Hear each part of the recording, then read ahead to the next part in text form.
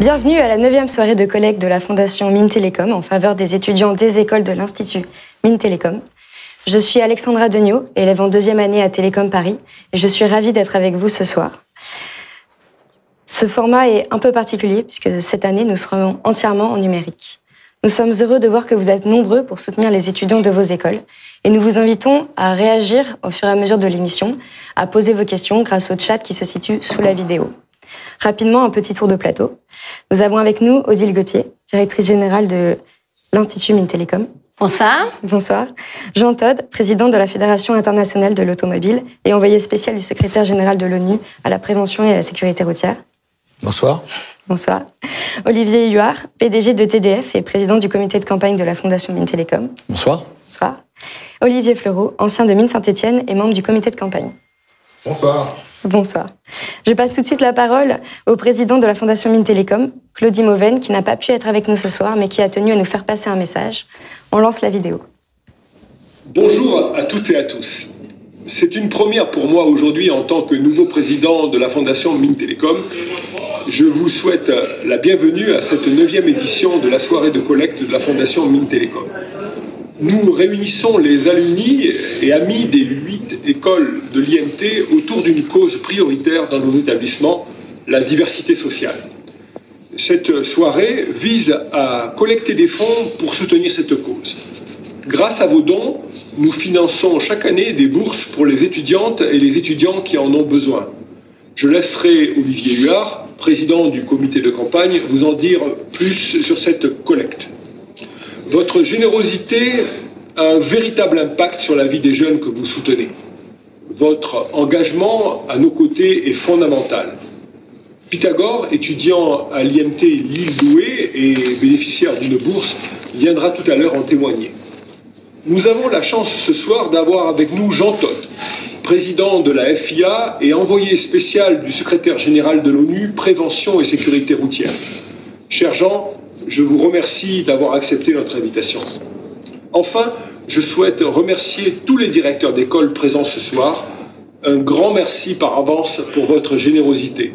Je vous souhaite une très belle soirée et laisse la parole à Olivier Huard, président du comité de campagne. Merci beaucoup, Claude. Je passe tout de suite la parole à Olivier Huard. Merci Alexandra. Claude vient de le rappeler, donc les dons permettent vraiment de soutenir la diversité sociale au sein des écoles de l'IMT, l'Institut Mines Télécom, notamment à travers le financement donc, des bourses. On ne rappellera jamais autant l'importance de nos dîners tels que celui-ci. L'an dernier, la collecte nous avait permis de financer une trentaine de bourses. Cette année, au vu du contexte et du changement de format de notre soirée, comme Alexandra vient de le rappeler, on a ajusté notre objectif. Il reste cependant ambitieux, mais l'objectif, c'est de battre cette ambition, bien entendu. Nous souhaitons collecter 50 000 € au total pour financer une vingtaine de bourses. Et nous avons déjà collecté pendant la soirée un peu plus de 22 000 €. Donc je pense que vraiment cet objectif de 50 000, il va falloir que nous l'explosions. C'est l'ambition et l'objectif. Le besoin est urgent. Le besoin est urgent. Claude l'a rappelé, les étudiants en situation de précarité ont vraiment des difficultés à trouver des jobs étudiants en ce moment pour financer leurs frais de vie, loyer, alimentation, etc. Des stages et des alternances ont été annulés récemment, très brutalement, au printemps, mais encore à la rentrée, alors que certains comptaient sur ces revenus. D'autres ont besoin d'équipements informatiques pour suivre des cours à distance dans de très bonnes conditions. Alors, les dons, c'est important et c'est vraiment clé pour vous. Nous comptons sur vous. Comment faire votre promesse de don ? Puisqu'il faut être très pratique. Sur la gauche de votre écran, alors je vais faire comme les youtubeurs, hop, je ne sais plus où, sur la gauche de votre écran, en dessous des visages des différents étudiants, il vous suffit à tout moment de cliquer sur le bouton « Je fais une promesse de don ». Vous choisissez votre école, le montant de votre don et vous mettez le montant, vous appuyez sur le bouton et je fais une promesse de don. Vous pouvez ainsi concrétiser votre don dans les jours à venir. Alors Jean Todt, ici présent, et la FIA nous font l'amitié d'offrir à tous les donateurs, pour tous ceux qui font un don de plus de 1 000 €, un livre sur les 110 ans de la FIA qui sera dédicacé par monsieur Jean Todt. Et ce livre vous sera envoyé chez vous dans les prochaines semaines. Je compte sur vous. Merci beaucoup, Olivier. Vous l'avez compris, pour faire un don, c'est très simple. Il vous suffit de cliquer sur le bouton « Je fais une promesse de don » et de faire votre promesse de don. Si vous êtes en mode plein écran, n'oubliez pas de le quitter pour pouvoir faire votre promesse de don. Nous avons la chance d'avoir ce soir avec nous Jean Todt. Un grand merci à vous d'avoir accepté notre invitation. On a évidemment beaucoup de questions à vous poser, comme vous pouvez vous en douter. Après votre interview, nos spectateurs pourront envoyer également leurs questions que je vous poserai. On regarde d'abord une petite vidéo sur votre parcours.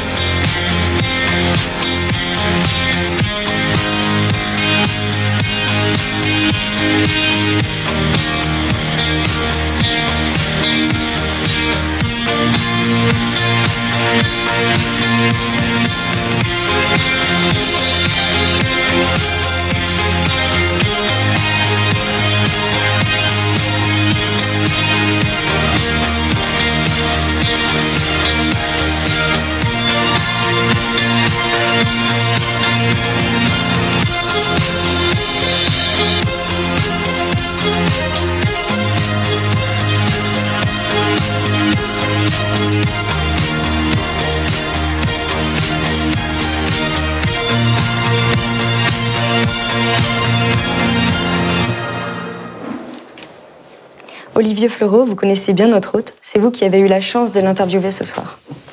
Je vous laisse la parole. Merci. Bonsoir, Jean Todt. Ça fait très plaisir de vous voir. Tous les élèves et les alumni qui nous regardent ont de la chance. Vous allez partager avec nous cette formidable expérience que l'on vient de voir en très résumé sur cette vidéo. Alors, vous avez commencé comme copilote de rallye. Et après, vous avez managé la Scuderia Ferrari, Peugeot Sport. Maintenant, vous êtes président de la Fédération internationale de l'automobile, envoyé spécial de l'ONU pour la sécurité routière. Quand vous aviez 20 ans ou 25 ans, vous imaginiez quoi? Vous attendiez à quoi, en fait? Bien, écoutez, déjà, bonsoir, ravi d'être avec vous.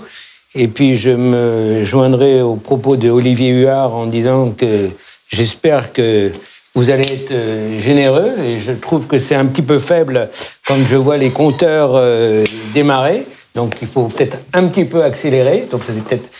Je réponds pas directement à la question. Mais, en fait, quand j'avais 20 ans, j'étais passionné par la compétition automobile. Et mon rêve, c'était de pouvoir devenir pilote. Pilote, et principalement, je pensais à la Formule 1. Et en fait, le destin m'a donné m'a fait atteindre d'autres objectifs. Et c'est peut-être ce premier choix d'être coéquipier de rallye qui m'a appris un sens de la rigueur, de l'organisation, de la précision. Et puis, je dois avouer que la compétition automobile est un sport dangereux, toujours dangereux, même si des progrès exceptionnels ont été faits. Mais à l'époque, c'était beaucoup plus dangereux qu'aujourd'hui, puisqu'on parle d'il y a une cinquantaine d'années. Et mon père, à qui j'étais profondément attaché, avait tout le temps peur de me voir partir et de ne pas me voir revenir. Et donc, ça, d'une certaine manière, ça a eu un rôle important dans mes choix, puisque je me suis dit que cette période de coéquipier devait être en fait un apprentissage pour pouvoir me permettre de devenir un manager. Et en fait, pour moi, un manager, mon rêve, c'était de pouvoir diriger une équipe de compétition. Et je m'étais fixé un objectif, c'était atteindre cette ambition entre 30 et 35 ans. Et au-delà, j'aurais de toutes les manières fait autre chose. Je ne sais pas quoi, mais j'aurais fait autre chose.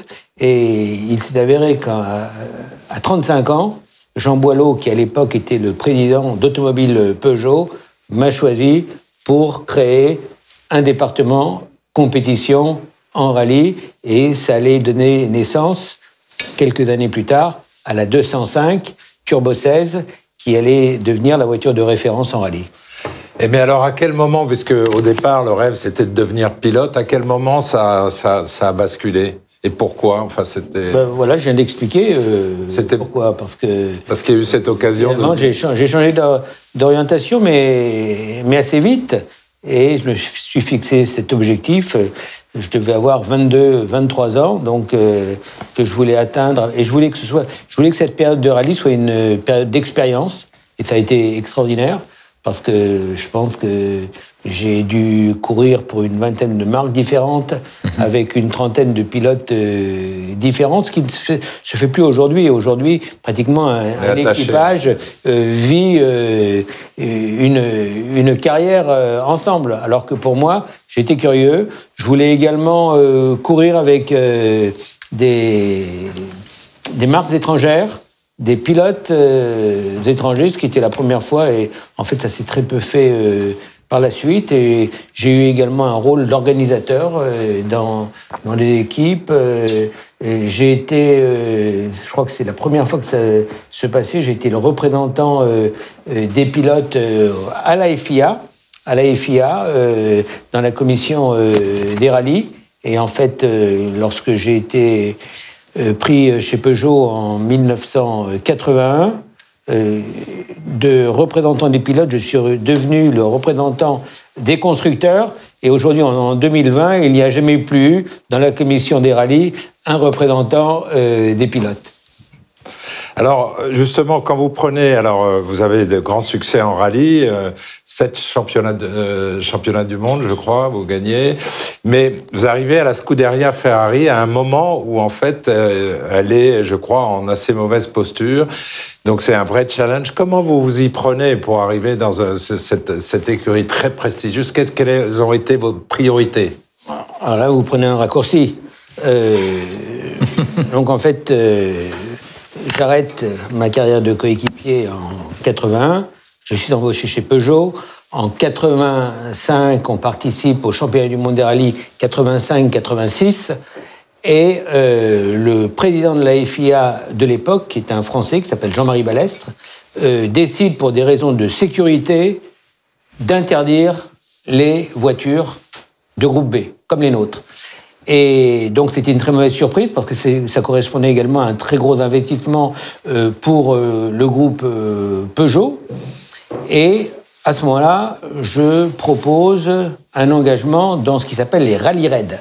Donc, les rallye raids, c'est peut-être pas très connu, mais par contre, on connaît le Paris-Dakar. Bien sûr. Et donc, on s'engage à des épreuves de ce type. Et en 87, 8, 9 et 10... on participe au rallye raid et on les gagne tous. Donc, dont 5 fois le Dakar. Et à ce moment-là, je propose à Peugeot de s'engager dans un autre type de championnat, et on s'engage cette fois-ci dans les circuits, qui était quelque chose de nouveau pour Peugeot, et on s'engage dans le championnat du monde des voitures de sport, avec des courses comme les 24 heures du Mans. et avec la 905, qui était une voiture magnifique d'ailleurs. Et donc ça c'était en 91, 92 et 93. Et à ce moment-là, je fais part de mon souhait de faire autre chose dans le groupe PSA, parce que je considérais que j'avais fait le tour de ce que j'appelais la compétition automobile. Et en fait, je n'ai pas eu satisfaction.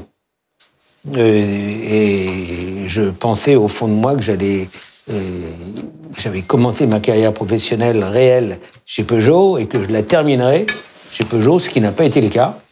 Et donc, j'ai décidé de partir, ce qui n'était pas évident, mais j'ai eu un certain nombre de propositions. Et parmi les propositions que j'ai eu une proposition de diriger l'équipe de Formule 1 de Ferrari. Alors, c'est peut-être en contradiction avec ce que je viens de dire, puisque j'ai dit que je voulais faire autre chose que la compétition. Mais en fait, Ferrari, c'était peut-être l'exception.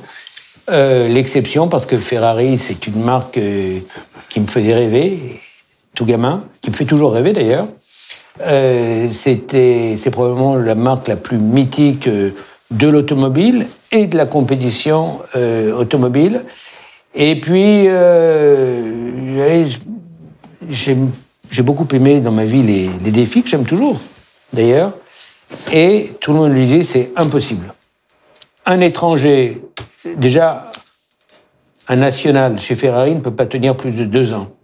Alors donc, un Français chez Ferrari, jamais tu pourras résister plus d'une saison. Et une de mes fiertés, si je peux parler de fierté, c'est finalement d'avoir décidé au bout de 16 ans de quitter Ferrari pour faire autre chose. Et ça a été une période extrêmement difficile de ma vie professionnelle, mais passionnante, parce que justement, il a fallu monter des grandes équipes, créer une équipe extrêmement compacte, déterminée, engagée, et puis gagner, ce qui n'était pas arrivé à l'époque chez Ferrari depuis un peu plus de 20 ans. Et justement, sur ce plan-là...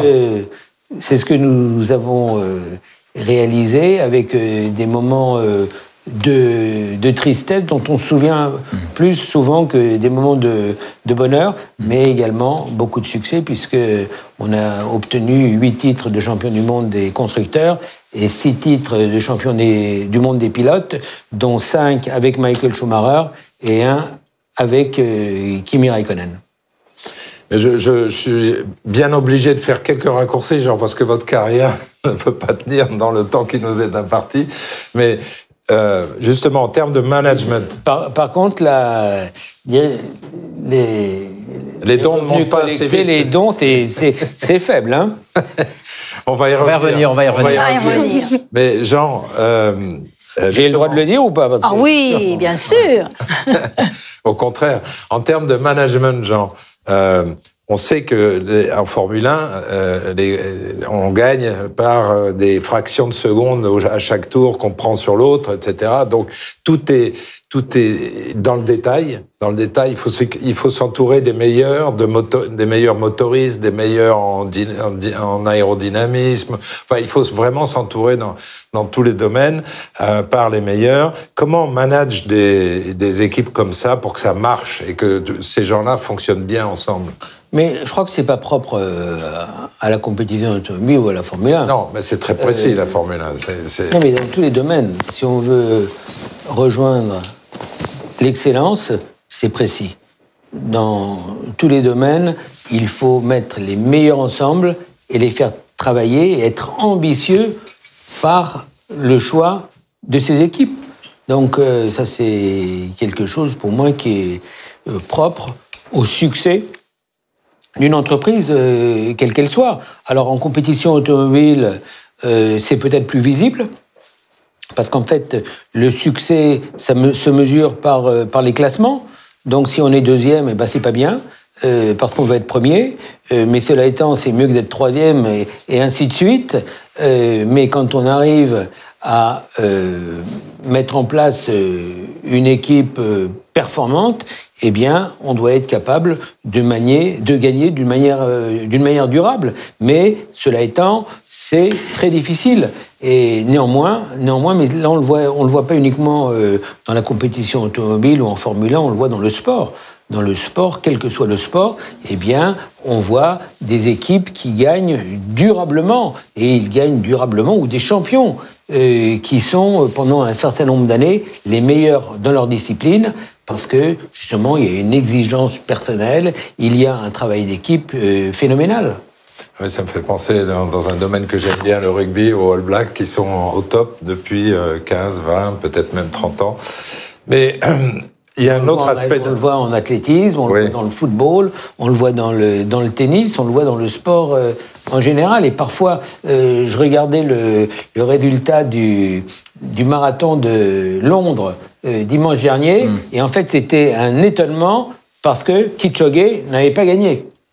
Et donc, en fait, on s'attendait à ce qu'il gagne. Par contre, j'ai pas le nom en tête, mais une fois de plus, c'est la même Kenyenne qui a gagné, et c'est elle qui gagne régulièrement le marathon. Il y a une caractéristique dans votre carrière qui est d'avoir travaillé à la FIA. Vous travaillez avec toutes les nationalités, vous avez travaillé avec les Italiens, vous avez travaillé avec les Français, bien entendu. C'est quoi le management interculturel? Comment faire travailler toutes ces cultures ensemble? Quelles sont les recettes? Parce que beaucoup d'entreprises aujourd'hui doivent le faire et certaines ont du mal. Donc, ça veut dire, je m'interdis de donner des recettes parce qu'il n'y a pas vraiment de recettes, mais il faut être très humble dans le succès, parce que le succès, c'est pas quelque chose qui est dû. Mais en tout cas, il faut déjà être un exemple pour ces équipes. Donc, si on demande beaucoup, il faut donner beaucoup. Et donc, ça permet d'être plus vocal pour obtenir quelque chose. Donc, je crois que, je dirais, la passion, je dirais, l'envie d'atteindre l'ambition, eh bien, vous oblige à être très exigeant avec vous-même, et ensuite très exigeant avec vos équipes, et également sur la qualité des gens que vous voulez embaucher. Et souvent, les managers ne sont pas suffisamment ambitieux pour s'entourer, parce que parfois, ils peuvent avoir peut-être peur que ça leur rende la vie plus difficile, mais au contraire, d'avoir les meilleurs autour de soi, ça rend la vie plus facile, si ce n'est qu'il faut bien les accompagner, il faut les écouter, il faut leur donner de la visibilité, mais pour moi, c'est le secret de la réussite. Un homme ou une femme seule, eh bien, peut aboutir à très peu de choses, alors que, bien encadré, eh bien, on peut accomplir des miracles. Mais je suis tout à fait d'accord sur le management par l'exemple. On ne peut pas exiger de son équipe et des membres quoi que ce soit si on ne montre pas l'exemple. Vous avez pris beaucoup de risques. Vous avez parlé du risque, vous avez parlé du danger qu'il y avait. Quels sont les risques les plus importants que vous pensez avoir pris pendant votre carrière et comment vous les avez gérés? Non, le risque le plus important, c'était déjà quand je me suis engagé en compétition automobile, parce que je venais d'une famille, je disais, avec un père qui exerçait un métier de médecin, donc il n'y avait pas d'argent, si ce n'est la possibilité de bien nous éduquer, de nous permettre d'avoir un accès confortable à la vie, mais derrière, il fallait se prendre en charge. Et donc, le rôle de coéquipier, c'était un rôle qui ne garantissait pas un travail, je dirais, durable. Puis, quand je suis arrivé chez Peugeot, eh bien, je pense que le plus gros risque que j'ai fait, c'est d'en partir, puisque, je le disais tout à l'heure, je ne savais pas combien de temps j'arriverais à y rester. Donc ça a été probablement mon plus grand risque professionnel, c'est le fait de décider de partir, m'émigrer à l'étranger et puis finalement de faire ce que j'ai fait. Vous dites souvent que la course automobile n'est pas seulement un spectacle, mais aussi un laboratoire pour la mobilité du futur. Absolument. Est-ce que vous pouvez nous parler de quelques innovations récentes qui vous semblent importantes pour le futur? Non, mais déjà, en fait, la compétition automobile, c'est l'extrême. C'est essayer d'aller au bout de tous les paramètres. Donc, que ce soit dans le domaine de la technologie, dans le domaine de la sécurité. Quand on voit... Alors, donc, vous savez, dans la vie, c'est d'ailleurs quelque chose d'assez étonnant et formidable également, parce qu'on s'habitue à beaucoup de choses. Si on nous avait dit en début d'année, tout le monde finalement sera dans la rue avec un masque, tout le monde aurait éclaté de rire en disant mais vous plaisantez, c'est pas possible. Et aujourd'hui, on est étonné si on ne voit pas quelqu'un avec un masque dans la rue. Donc ça veut dire qu'on s'y habitue.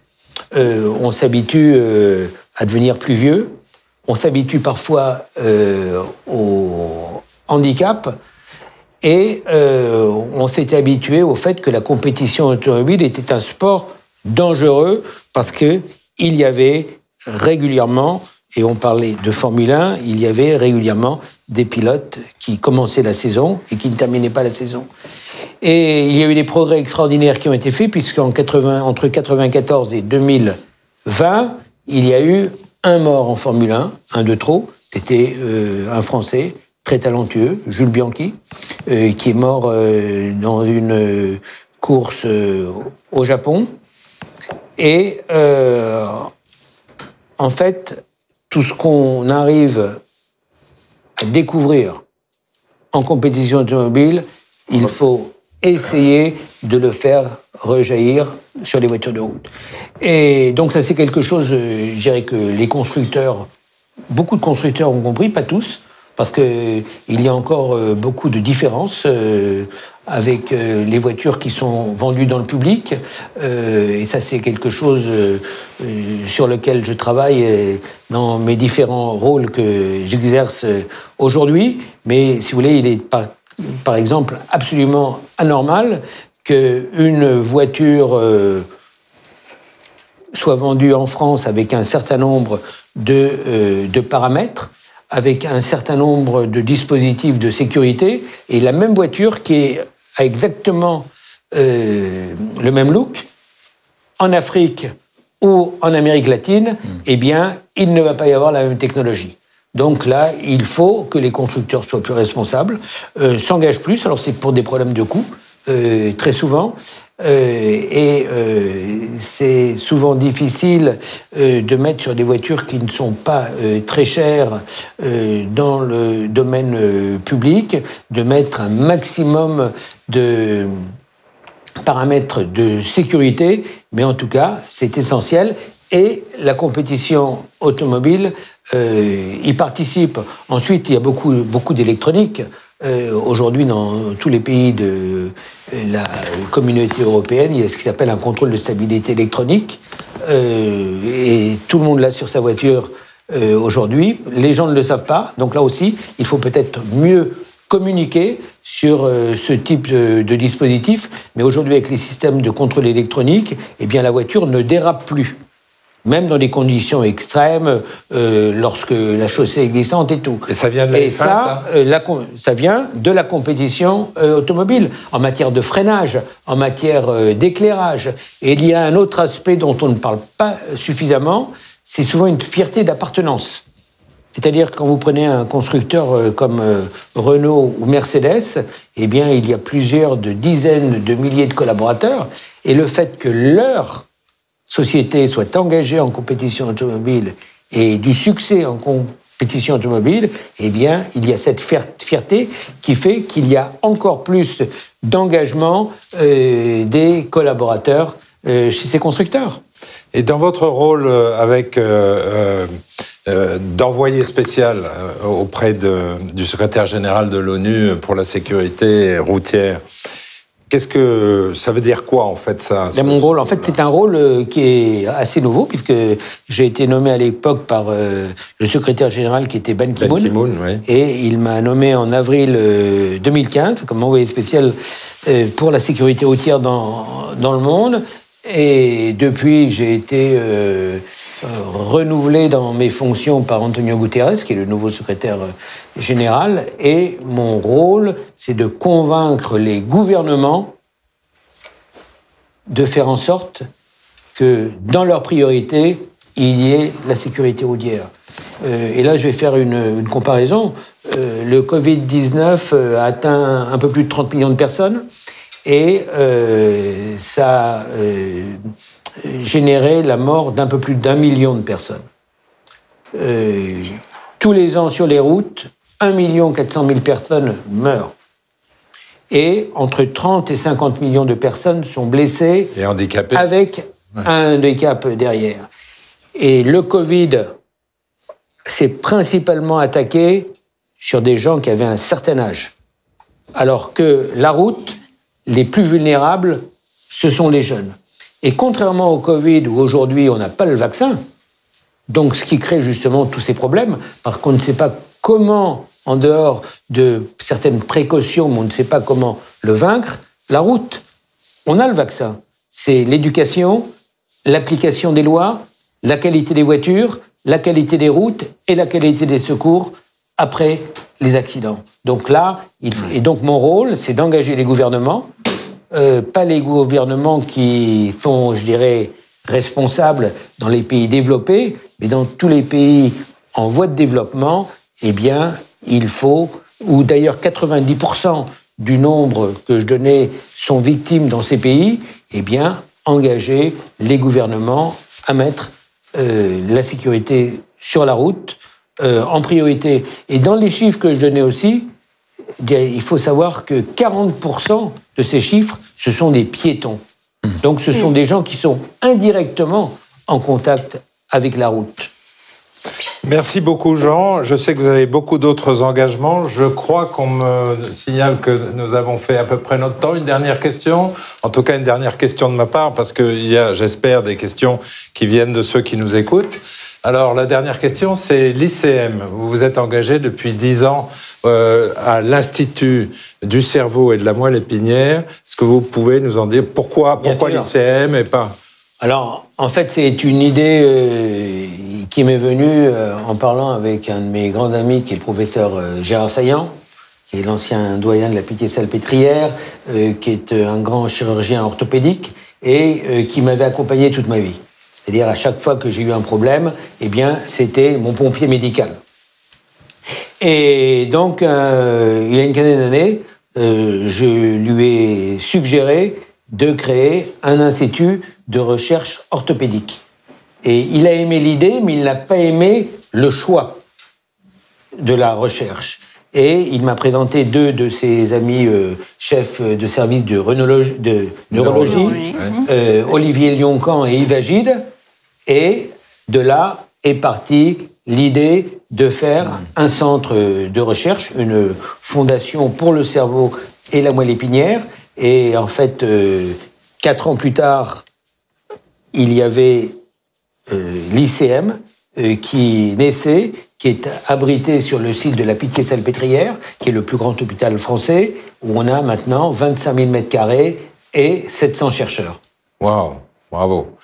Merci beaucoup, Jean, pour cette partie. Peut-être avons-nous des questions qui sont arrivées. Je propose de passer aux questions de nos spectateurs. Donc, on a une première question de Tristan Auro, qui vous écrit « Cher Monsieur Jean Todt, en tant que président du premier club de cyclistes de Paris, je souhaiterais connaître votre position concernant les enjeux liés au partage de la route entre cyclistes et automobilistes. Au vu de votre incroyable expérience, de vos fonctions actuelles aux Nations Unies et de la montée en puissance de la pratique du vélo, soutenez-vous des programmes pour réconcilier automobilistes et cyclistes afin de préserver les accidents en vue de protéger la vie des cyclistes ?»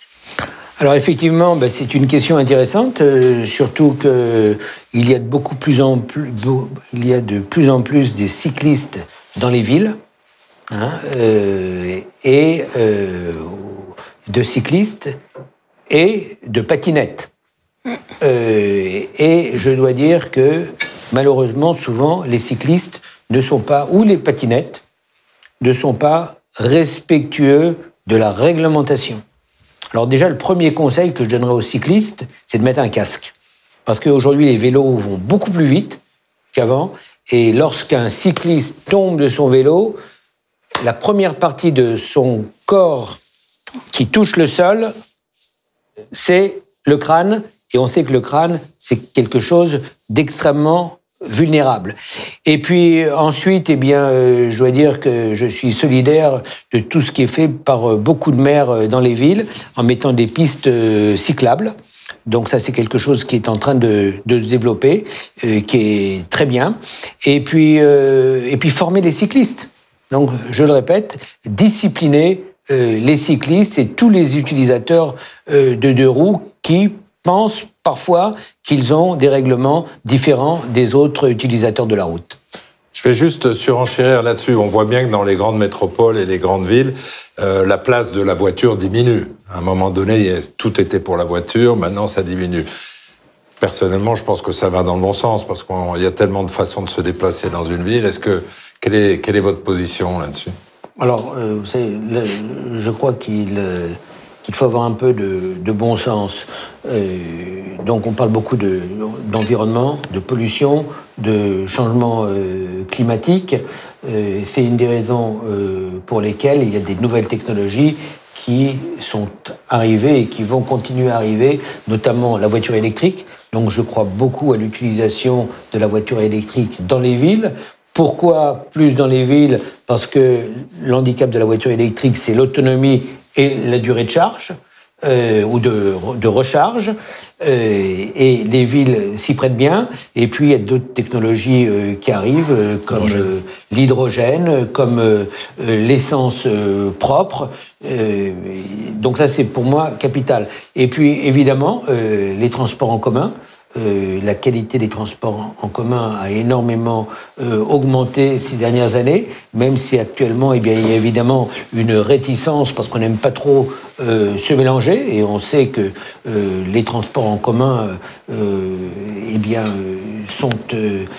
peuvent être assez critiques actuellement. Et puis, évidemment, quand on parle de transports en commun dans nos pays, c'est parce que nous sommes des privilégiés. Mais malheureusement, il y a une grande partie de la population dans tous les pays en voie de développement qui n'a pas accès au transport en commun. Et ça fait d'ailleurs partie des objectifs du développement durable pour avoir accès au transport en commun pour tous les utilisateurs de la route d'ici fin 2030. D'accord. Merci beaucoup. Barbara. On a Anthony Chélan qui vous demande quels conseils vous pouvez donner aux étudiants. Alors, je pense que c'est dans leur pratique de la route en particulier. Quels conseils je pourrais leur donner aux étudiants, sur la route ? Ouais. Écoutez, alors déjà, en tant qu'utilisateurs de la route, s'ils sont dans des voitures, qu'ils mettent tout le temps leur ceinture de sécurité, à l'avant comme à l'arrière. Ensuite, qu'ils ne boivent pas s'ils doivent conduire, qu'ils ne prennent pas de drogue, qu'ils respectent la vitesse, et s'ils conduisent une moto, un vélo ou une patinette, qu'ils mettent un casque. D'accord. Et qu'ils ne se servent pas de leur téléphone en conduisant ou en marchant, parce qu'ils peuvent être extrêmement dangereux. La perte d'attention est capitale. On a Maria et Renaud Di Francesco Ciao qui vous demandent comment vous voyez le véhicule autonome arriver sur les routes. Alors déjà, on a tendance à en parler un peu moins qu'avant. Et tout à l'heure, je parlais de contrôle de stabilité électronique, tout ça. Donc, je pense qu'il y a beaucoup de dispositifs qui existent ou qui vont exister, qui vont rendre la conduite plus sûre. Ensuite, la voiture autonome, à terme, va arriver dans tous les pays riches. Mais avant de voir un parc totalement autonome, franchement, je pense que ça prendra encore quelques décennies. Et il faut savoir que, en principe, l'âge d'une voiture dans un pays comme la France, c'est un peu moins de 10 ans. Dans tous les pays en voie de développement, l'âge d'une voiture, c'est entre 30 et 50 ans. Donc, je vous laisse faire le calcul pour voir quand ces pays auront accès à la voiture autonome. Alors, je crois beaucoup, par contre, au transport public autonome. je pense que rapidement, on va se retrouver avec des véhicules autonomes dans les aéroports pour se déplacer dans les grandes villes. Donc ça, c'est quelque chose qui va arriver, mais plus au niveau des transports publics. Très bien, merci beaucoup. On a un dernier message de Basile Kayat, c'est pas vraiment une question, mais qui nous dit on va chercher le prochain palier, donc qui encourage les alumni qui nous écoutent à aller chercher le 40 000 euros pour la collecte. Donc merci beaucoup à Jean Todt et à Olivier Fleureau pour votre partage d'expérience. Je repasse la parole à Olivier Huard. Alors, où est-ce qu'on en est et combien on a déjà collecté ? Alors, Alexandra, merci pour cette transition. Et d'abord, un énorme merci, Jean Todt, pour tous vos témoignages. Moi, j'ai noté plusieurs choses, notamment la fougue du début, et puis finalement permettre aux gens d'exercer leur fougue en veillant bien à leur sécurité. C'est un peu un raccourci, bien entendu, mais c'est ce que j'ai noté dans l'évolution de votre vie professionnelle, et c'est ça qui donne un petit peu le sens. Moi, ce que je vois, c'est que le compteur, il affiche 32 000 euros.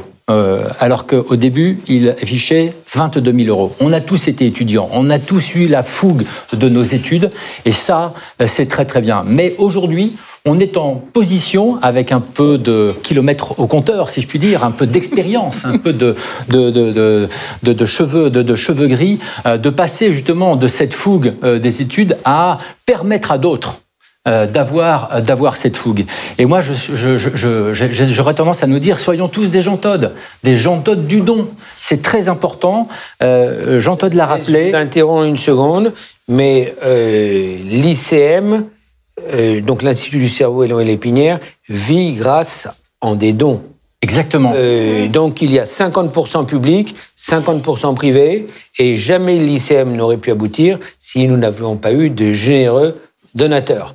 Donc, vous parlez de fougue, je parle de générosité, et c'est quelque chose de capital, là aussi, pour pouvoir atteindre les objectifs. Voilà, le cœur peut être proche du porte-monnaie. Il est question aujourd'hui de mobiliser donc la solidarité intergénérationnelle, en fait. Elle est essentielle. Notre école a beaucoup donné, on a énormément reçu. Pendant les quelques années à l'école, mais également en début de carrière professionnelle, c'est le moment de rendre, de montrer cette fierté d'appartenance, comme l'a rappelé également Jean Todt. Jean Todt a dit aussi, demander beaucoup, c'est donner beaucoup. C'est le moment de beaucoup donner. Donnons cette chance aux nouvelles générations d'ingénieurs, justement, et de managers, de permettre de se construire et d'entamer leur vie professionnelle. Donc, c'est le moment de appuyer encore une fois sur le bouton « Je fais une promesse de don », parce que ces 34 000 euros là, qui sont là, c'est simplement 12 000 euros de plus. Alors, je pense qu'on a tous été subjugués par la présentation donc, de Jean Todt et qu'on n'a pas eu le temps d'appuyer sur le bouton, mais maintenant, c'est l'occasion d'appuyer sur le bouton. Je souhaite que nous dépassions largement les 50 000. Merci à vous tous d'avance. Odile Gauthier, je vous laisse le micro pour motiver les alumni de l'école de l'IMT. Alors, j'espère que déjà les alumni sont toujours motivés, je le constate, autour de chacune de leurs anciennes écoles et puis de notre groupe, puisque l'Institut, c'est un groupe d'écoles, nous sommes un collectif, et je crois que Jean Todt nous a expliqué combien il avait gagné finalement les championnats du monde grâce au collectif. Donc, je ne sais pas quel championnat du monde on va gagner, mais en tout cas, ce soir, c'est le championnat des bourses. Voilà. Alors, je suis fière, évidemment, de cet engagement déjà de votre part pour les nouvelles générations d'étudiants et d'étudiantes. Et je voudrais souligner le fait qu'aujourd'hui, tous nos étudiants ont besoin évidemment non seulement financièrement de cette aide, mais je crois aussi que c'est un signe envers eux d'un soutien humain dont ils ont aussi besoin dans cette période complexe. Donc, en premier lieu, l'argent, oui, mais c'est aussi un signe, je crois, du soutien global aux élèves. Et je crois qu'aujourd'hui, en tout cas, on sait que certains en ont besoin. Alors, Olivier nous a dit effectivement qu'on était pour l'instant qu'à une vingtaine de bourses. Je suis sûre que ça va encore progresser, même si on peut déjà dire bravo et merci. Et puis, je voudrais souligner ce soir donc la présence, évidemment, des directeurs des écoles que je remercie, et je les sais très engagés avec leurs équipes, bien évidemment, parce que c'est toutes les équipes des écoles qui font fonctionner les écoles, et je connais l'énergie que toutes ces équipes mettent aujourd'hui finalement pour le développement des écoles et surtout le futur et le succès de nos jeunes à qui on souhaite tous un beau succès, chacun évidemment selon leur voie. Ils choisiront pas tous la voie de Jean-Tonne, mais je suis sûre qu'ils choisiront des voies toutes plus intéressantes les unes que les autres. Merci à vous. Merci beaucoup, Odile. Votre générosité a un réel impact sur la vie des étudiants des écoles. L'un d'entre eux a d'ailleurs tenu à vous faire parvenir ses remerciements. Donc, Pythagore est étudiant à IMT Lille Douai.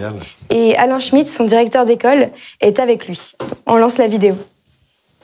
Bonjour à toutes et tous. Je me réjouis qu'on ait demandé à l'IMT Lille Douai de témoigner sur ce qu'il était possible de faire grâce à la fondation Mines Télécom. Nous avons pu venir en aide à un élève de l'école qui va témoigner, qui va vous expliquer ce qui a été possible grâce à la fondation. Je le fais régulièrement auprès des alumni. Je souligne que le mécénat est un phénomène de société et surtout quelque chose qui est devenu indispensable, incontournable pour une école comme la nôtre. Nous avons aidé Pythagore dans un contexte familial et personnel extrêmement douloureux qui aurait pu conduire à interrompre ses études. Il n'en sera rien grâce à vous. Et donc je voudrais dire que je suis fier comme directeur de l'IMT Lille Douai, fier comme directeur d'un établissement de l'IMT que grâce à la fondation, nous avons trouvé une solution là où il n'y en avait plus du point de vue administratif et institutionnel. Donc grand merci à toutes elles et tous ceux qui nous ont aidés par leurs dons pour réaliser cette opération qui a une issue très heureuse. Merci à tous. Bonjour à tous. C'est un immense plaisir pour moi de prendre la parole à l'occasion de cette soirée de collègues de la Fondation Mines Télécom. Alors, je suis Pythagore Gekam, étudiant en 3e année du cycle ingénieur généraliste à l'IMT Lille Douai. Mon parcours académique est très loin d'être classique, je dirais même un peu tumultueux. Déjà durant mes années lycée au Cameroun, je me suis fort passionné par l'ingénierie informatique et je n'avais qu'une seule ambition à cette époque, celle d'être un diplômé d'une grande école d'ingénieurs. Alors rapidement, après l'obtention de mon baccalauréat, je me suis présenté à plusieurs concours d'entrée en école d'ingénieur au Cameroun, mais sans succès. Heureusement pour moi, j'ai pas baissé les bras. J'ai obtenu un BTS en informatique industrielle, ce qui m'a redonné la confiance en moi, mais surtout le courage de me représenter à un concours. Du coup, en 2017, je me présente à 2 concours, notamment le concours d'entrée à l'IT de Douai et celui d'entrée à l'Institut de Douai. Une fois les résultats sortis, je suis admis dans les 2 écoles. Et j'ai décidé de faire les 2 écoles simultanément pour ne fermer aucune porte à mon ambition. Ceci m'amène donc à suivre les cours de 8h à 23h. Et avec beaucoup d'efforts, à la fin de l'année, je suis diplômé des 2 écoles avec d'une part la mention bien et d'autre part le titre de major de promo. Malheureusement pour moi, ce succès arrive à une période difficile de ma vie suite à la perte de notre cher. Par la suite, j'ai étudié activement les processus d'admission en grande école d'ingénieurs. Après des semaines de prospection, j'ai fait la connaissance du groupe IMT et de ces écoles prestigieuses. L'IMT Lille Douai a définitivement retenu mon attention étant donné qu'elle a répondu à l'ensemble de mes attentes. J'ai vu une expérience fabuleuse et j'ai rencontré des personnes exceptionnelles qui m'accompagnent durant ma formation et surtout qui me prouvent que j'avais raison d'y croire. Récemment, j'ai bénéficié de l'appui du personnel de l'école pour me trouver un stage en cette période compliquée affectée par la Covid-19. J'ai évolué 5 mois au sein du centre de recherche de l'IMT Lille Douai. J'ai bossé sur un projet qui m'a vraiment passionné, sur la gestion prédictive et optimisée des canaux équipés de pompes. Cette expérience m'a permis de découvrir le monde de la recherche et surtout de collaborer avec des aspects de la gestion des voies navigables. En gros, mon stage s'est plutôt bien déroulé et abouti à la rédaction d'un article. L'IMT Lille Douai propose une formation d'excellence et soutient l'ensemble de ses étudiants, notamment ceux qui, comme moi, rencontrent des difficultés, et nous permet, en tant qu'étudiants, de construire et d'affiner notre projet professionnel. En ce qui me concerne, je suis fort passionné par les nouvelles technologies alliant mécanique, électronique et informatique. Et je suis au quotidien des entreprises comme Dassault Systèmes, Thales, Safran ou bien Siemens qui innovent incessamment dans ces technologies-là. Et j'espère vraiment y trouver ma place dans les années à venir. Alors mon intervention à l'occasion de cette soirée n'est pas uniquement pour vous parler de moi, mais surtout pour vous remercier pour votre forte mobilisation et pour votre générosité, car grâce aux dons collectés au cours du précédent dîner, j'ai pu, tout comme d'autres élèves des écoles IMT, bénéficier d'une bourse de la Fondation Mines Télécom. Cette bourse arrive à un moment financièrement difficile pour moi et m'a permis de payer une partie de mes frais de scolarité. Aujourd'hui, je peux terminer mon cursus de façon plus sereine, ce qui n'aurait pas été le cas sans votre soutien. Vous m'avez redonné la force de continuer et surtout de l'espoir. Merci de faire partie de mon histoire. D'autres élèves comme moi auront sans doute besoin de ce soutien précieux, surtout en cette période compliquée. Et je me permets par avance de vous remercier pour l'ensemble de vos dons. Votre solidarité a un réel impact dans notre quotidien et dans la construction de notre avenir. Je vous souhaite une excellente soirée. Merci Alain et merci Pythagore. Je repasse la parole à Olivier Huard. Incroyable ce témoignage de Pythagore, vraiment, vraiment incroyable. Alors aujourd'hui, là, à l'heure où on est à 37 200 €. Hein, on est parti de 22 000 à peu près et on se fixe comme objectif 50 000. On a encore du chemin à faire, mais vous savez, les courses, les compétitions, ça se gagne toujours dans les dernières lignes droites. Alors je voudrais rappeler peut-être 3 choses. Premièrement, le don, c'est la capacité de décider.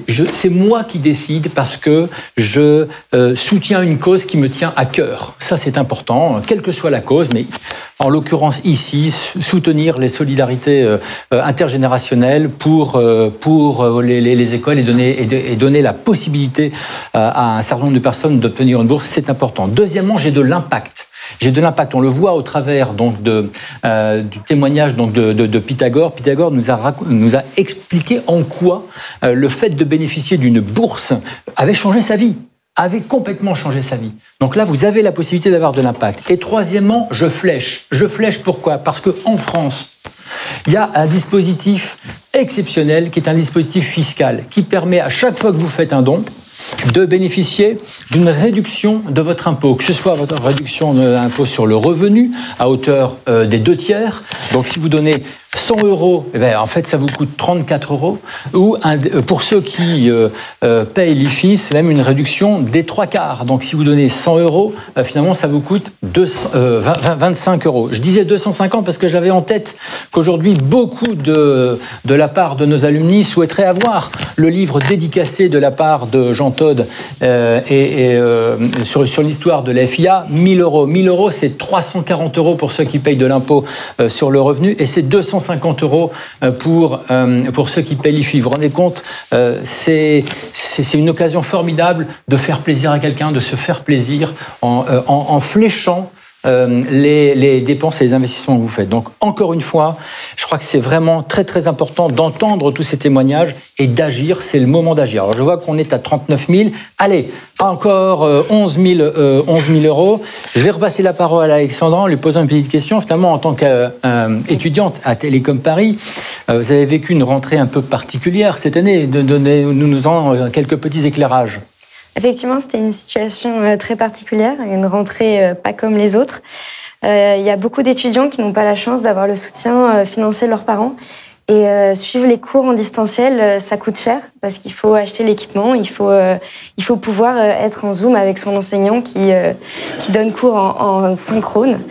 On sait que cette année, donc, les demandes d'aide vont être plus nombreuses que les années précédentes et on a vraiment besoin de votre aide cette année, encore plus que les années précédentes. Deuxième témoignage. Allez, 39 000. Faut qu'on décolle encore, hein. Odile, je vais vous laisser conclure. Bien, merci. Conclure après tous ces brillants exposés de Jean Todt, c'est pas facile. Je crois que l'expérience de Pythagore nous montre que la diversité, aussi bien d'origine géographique ou sociale, est une source de richesse et de créativité au sein de nos écoles. Cette diversité, souvent nous souhaitons tous évidemment dire, on essaye de la développer, mais finalement c'est pas si facile. Mais surtout, je crois qu'il faut se donner les moyens de développer aussi cette diversité. Un certain nombre d'écoles ont développé des plans d'action dans ce sens et je voudrais les en remercier. Et évidemment, ce qu'on souhaite aussi, c'est en parallèle à ce développement de la diversité, rester évidemment dans l'exigence de l'excellence. Excellence d'ailleurs que nous a bien rappelé effectivement Jean-Todt. Voilà. Et je crois que vous donnez aujourd'hui, au travers de votre soutien aux jeunes générations d'étudiantes et d'étudiants, un modèle aussi d'engagement. C'est un modèle qu'ils pourront eux-mêmes répliquer s'ils ne sont pas déjà dans l'engagement. Mais je pense que nos élèves qui ont besoin de bourses, ils sont là souvent en difficulté. Donc, ils ont besoin aussi de leur propre engagement et de votre engagement. Donc, à votre échelle, vous contribuez, je crois, ainsi ce soir à dépasser cette crise d'aujourd'hui et surtout à faire en sorte qu'on se projette tous résolument dans l'avenir, quand bien même on serait des alumni ou des directrices générales qui ne soient plus très jeunes, mais en tout cas, on est là pour nos jeunes. Merci beaucoup. Alors quelle est la somme collectée finalement ce soir maintenant? Odile, on a la jeunesse de son cœur. Donc voilà, donc c'est très important de garder ça en tête. Alors le compteur reste bloqué à 40 000. Je pense qu'il y a un problème technique à la régie. Donc je voudrais vraiment qu'on débloque ce compteur. Problème technique ou de générosité? Je vais laisser l'ambiguïté. Vous savez, c'est Herbert de Rest qui disait qu'on sortait de l'ambiguïté, que ça dépend. Donc je vais laisser 40 000. Ça y est, nous avons réussi à franchir ce plafond des 40 000. Je ferai une partie pour combler entre les 40 000 et les 50 000.